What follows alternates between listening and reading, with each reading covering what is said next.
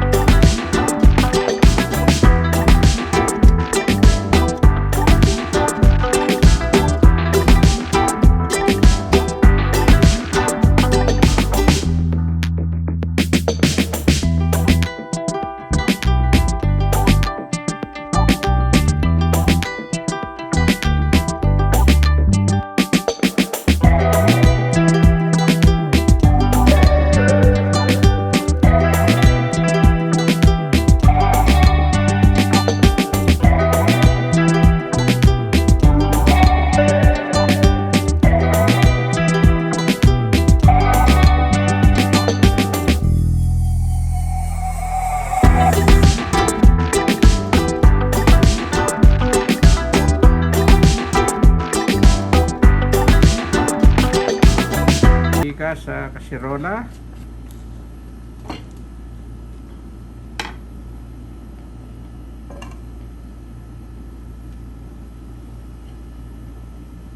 Ako po ang tao sa likod ng camera, si Noel o Noel NYTV. Lagay ko na po ang sibuyas. Nauna sibuyas, ako baliktad, nauna bawang. Preho lang. Bawang.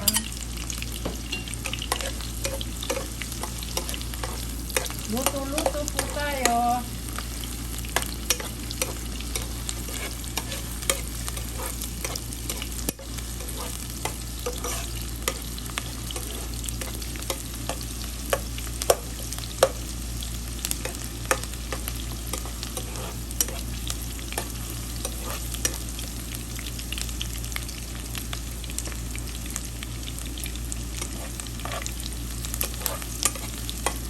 Po nahalo-halo na yung ating bawang at sibuyas.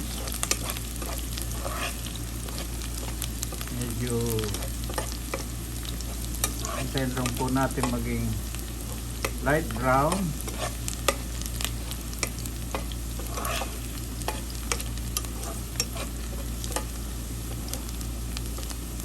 Okay. Lagay ko na po yung hipon. Ninakay na ang sahog na hipon, binalatan.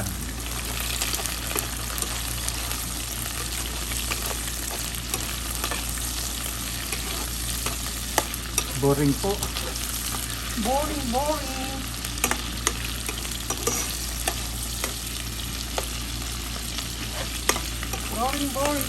Mag-comment lang po kung naboboard na kayo. Pero hindi po. Cooking po. Lagay ko na po yung Po, manok. lalagay na yung manok na hiniwa-hiwa na o ano tawag ko? Himay na. Himay-himay pala. Pinakulo muna po bago po inihimay.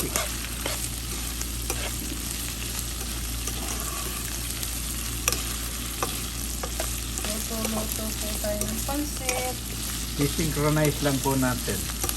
Synchronize. Sangkutya pala, sangkutya. I-sangkutya muna yung manok, nakahipon. Yan po ang mga ingredients niya. Ang sahog.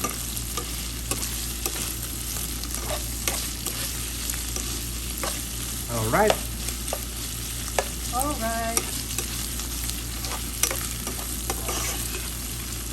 Boy, lagay ko na po ang gulay. Sabay na po yung bituelas at saka carrot.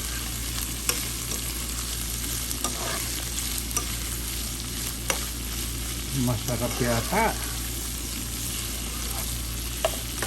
Nilagyan ko na po ng oyster sauce. Oyster sauce.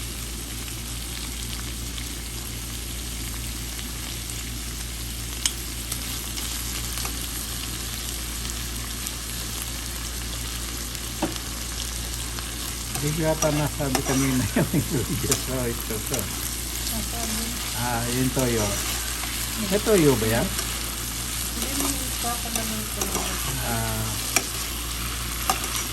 Yan po. Medyo mukhang masarap na. Iba talaga may oyster sauce. Baka naman. Baka naman. Lagyan ko po ng yung sabaw. Sasabawan na po natin yung pinagkuluan ng manok.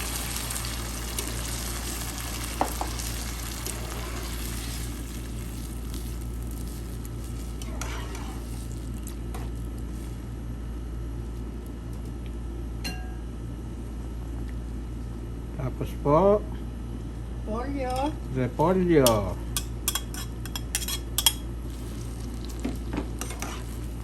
Hindi ba pansit muna? Hindi. Kasi madudurog yung repolyo. Kahit walang pansit, pwede nang ulam. Oo. Parang no, yung ginisang bichuelas at saka repolyo. Yan pa lang, ulam na. Okay. Lalagay ko na po yung pansit.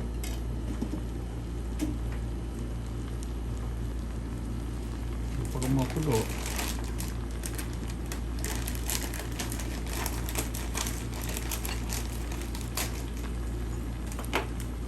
Puro mabilisan lang naman ang luto natin. Yan pong pansit na yan, pwedeng pang ulam, pwedeng pang merienda. Pero ako po, merienda ko.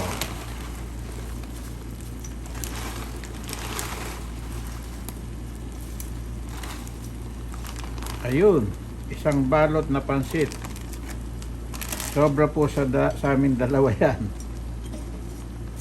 Nandito naman yung aming kasama kaya pwede naming bigyan. Hindi pwedeng bigyan. Bibigyan lang.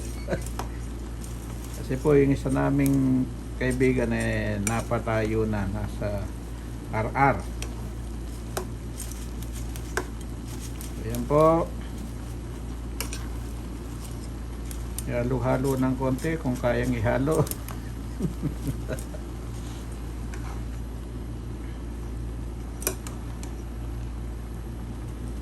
Tama na yung tubig na yun. Tama na yung sabaw na yun. Asin. Ano mo? Puno na lang ilalagay.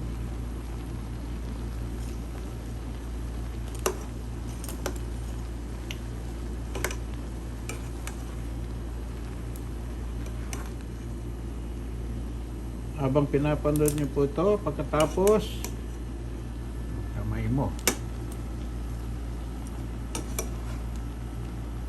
Huwag nyo po kalibutang mag-like at mag-subscribe sa mga bagong manonood natin. Salamat po rin sa mga bagong subscribers, sa bagong manonood at sa mga dati namin subscribers. Mabuhay po kayong lahat. Stay safe po. Ayan po, pansit na pansit na. Ako po gusto ko sa pansit talaga, kanton. Ayaw ko nung may halo, yung ano ba yun, gisado, may kasamang, gusto ko rin, pero mas prepared ko tong kanton.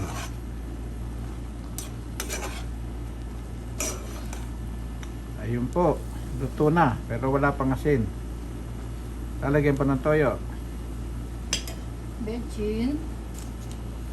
Lalagyan po ng betchin. Kami po nagbe-betchin.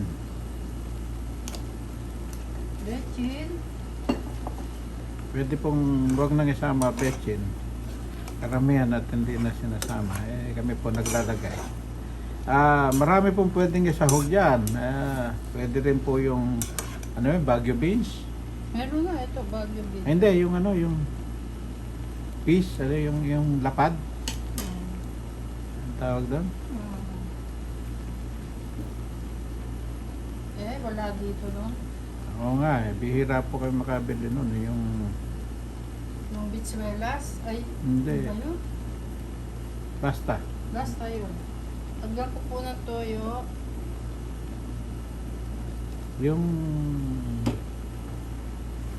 Ang mga verde na pangalan. alam ko, Baguio beans yun eh. Hindi. Ibang Baguio beans. Bichuela sa Baguio beans. Ano ba yun? Sige na. Pero masarap na rin po yan. Basta may repolyo at saka bichuelas. Tinikman. Hindi na? Oo.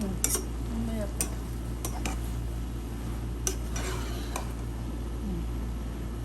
Ayos. Amoy na amoy. Masarap po yan pag meron kang pandesal o sandwich na may ladies choice.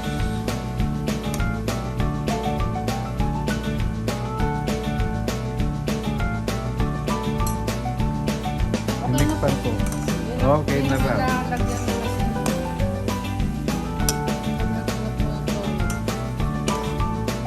Sarap. Ayos. Yan po ang finished product.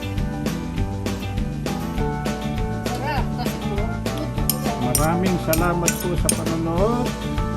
Sa ating mga silent viewers, mag-like po kayo at ring the notification bell after mag-subscribe. So, dito na po, yan po ang ating pancit canton a la Rebecca. Okay, thank you po. babalik pa po.